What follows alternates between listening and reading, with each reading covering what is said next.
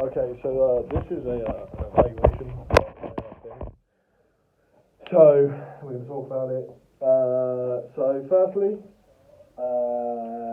we're going to go over the track I did. The track was this weird Prodigy, I don't know, this weird Prodigy thing I did. It wasn't weird, it was drum and bass. And I really enjoyed it, and it honestly clicked. The drums just smashed it out. And everything kind of like gave this effect of loving the Prodigy and how they make their music, and having more of a respect for it. It's not I didn't have a respect for it, I found more of a respect for it. I already had such respect for the Prodigy. I just like delved deep into their thing, and I used one of their own samples, the equal rights and justice in disguise. That one, but I used instead of using that, I forwarded it a bit, and it goes, equal rights and justice stand for everybody, and it was fine. And I loved it.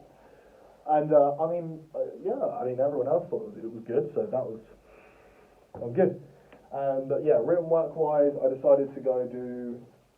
So we had to do 5 artists, so I chose Prodigy, Deadmau5, Thundercat, Chemical Brothers, and Tame Impala.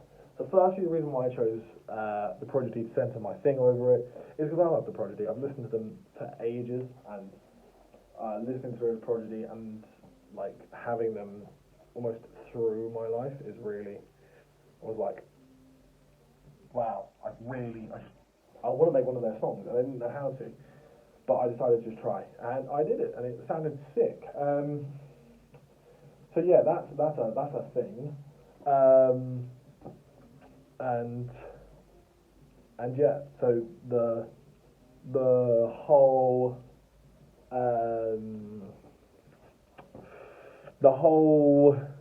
genre and the drums were centered around that, and I think they were.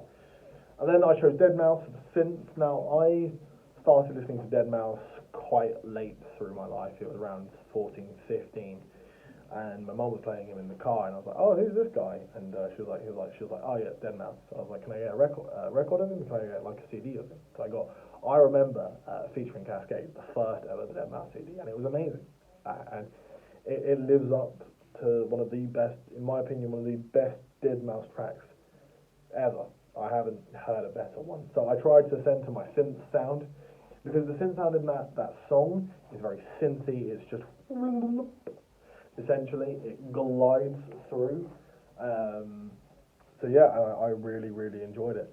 Trying to think, and some chords as well, but some chords is more of a wah instead of like a but yeah. And then Thundercat, I've just started listening to Thundercat, and Thundercat is amazing. I love Thundercat. He's so talented. He's talented. His bass playing is amazing. And I wanted not the technique, because I couldn't program a technique like that into it, but the sound of the bass, like the really like boom kind of sound. I wanted that the song Show You the Way. Sorry, you know the song. The song Show You the Way. I wanted that to be it, and I thought it was really good. And more Funny Things. Funny Things is just one of my favourite songs of Thundercat, and it's one of his most popular songs. So yeah, and then we have I don't know why I'm saying this. Then we have Chemical Brothers for the whatchamacallit, the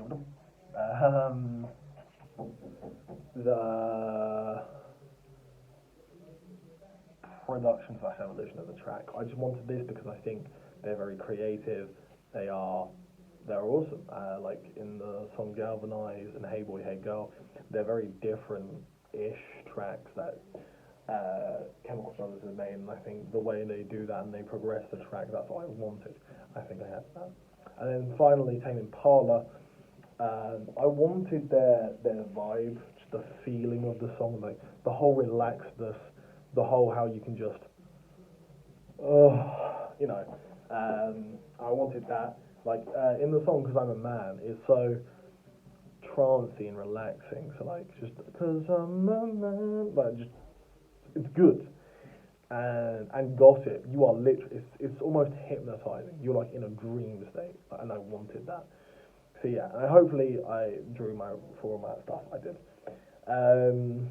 And performance-wise, I didn't do a performance because what I want to be when I'm older is a sound engineer, and I wanted to go down that road. So I asked David, and he said, "Yeah, we can do that." So instead of doing a performance, I decided to organise, sound engineer everything. So I started off with my notebook. I asked everyone, "What are you doing? Do you need anything?"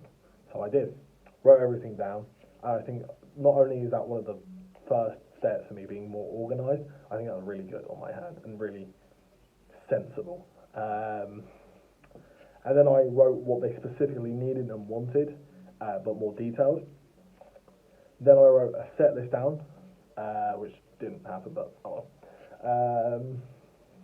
And then I wrote equipment list. So everything, leads, kettle kit, like leads, like equipment, mixing desk, and like MIDI keyboards, guitars, you name it. I did that. And then me and Dave started making it. So you got two, I want to call them like wedge speakers.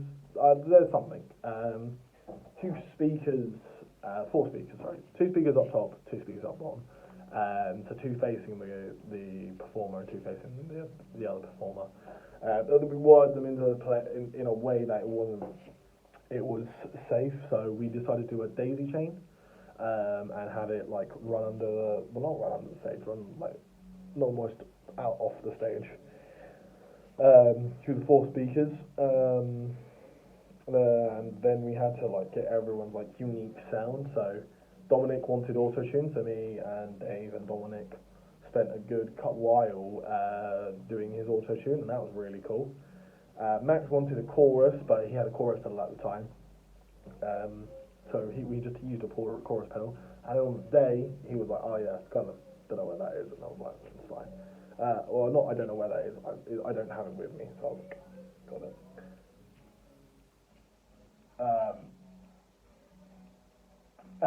Sorry. And the day we were like, "Can we route it through the black stuff?" He was like, "Yeah." So I did that.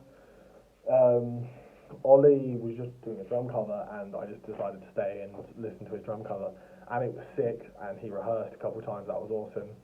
Dylan didn't really want anything, he just needed a thing, and the surprising thing to me was in the end he was like, "Oh, can I have lyrics?" And I was like, "You know the song, you should be doing it without lyrics," but it's fine, he did lyrics. We did Max. Troy, I just had to move his stuff to a different computer. Well, I did, Dave did. He helped, because I don't know how to do that stuff. I'm not that tech savvy yet. So, yeah, he did that. And yeah, he just needed a really, as he said, filthy speaker. And it was filthy. It was awesome. And throughout this unit, I've really enjoyed being a sound engineer / organizer for this thing. Because this is what I want to do. I'm going to do this in the future, so why not throw myself in the deep end now? So yeah, I really, really, really enjoyed it. So yeah, thoughts on the project wise, I thought it was cool. I did good. I don't know if I did bad, but I definitely did good. I think at least. Song wise, I loved it. It was fun. And we're probably going to release it at some point after Easter. Written work, it was a bit of a struggle finding out what I wanted and stuff, but I got that done in the end. I don't really like written work, but yeah, this is fine. And then the whole performance and like a live thing, me setting it up, I thought I did amazing. I thought for the first time ever, I thought I was very good. So yeah, honestly, this has been a really good unit. It's shown me that I'm doing this in the future, and I'm saying I want to. So yeah. But until next unit. This has been me, so peace.